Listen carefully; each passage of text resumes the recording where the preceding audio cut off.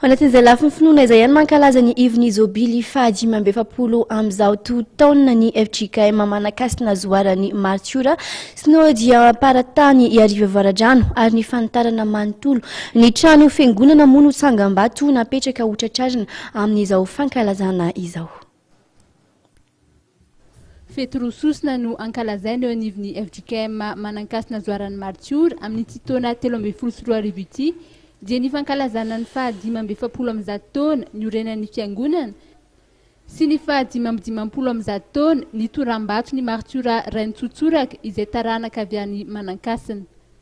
Ny fanitarana manontolo ny trano fiangonana no tsangam-bato napetraka ho tratrarina amin'izao fankalazana izao.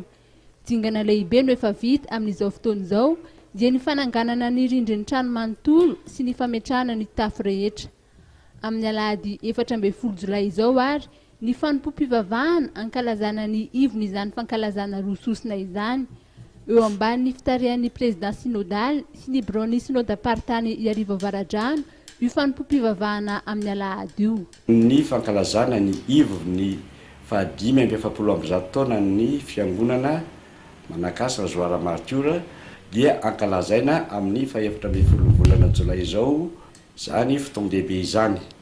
Koa manentana sy manasa antsika rehetra zanakam-pielezana eto Antananarivo sy ny manodidina mba hiaraka amin'ny reny fiangonana any an-tanindrazana hanome voninahitra an'Andriamanitra no izany fotoan-dehibe izany.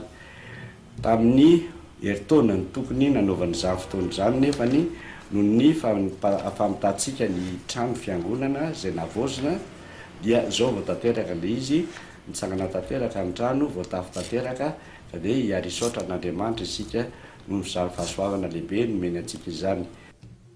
Ny kristianina rehetra tsy akanavaka ao amin'ny synodapartany ariva varadrano sy ireo zanakam-pielezana avy eny Manakasina no asaina mba iombavaka amin'io alahady 14 Jolay io.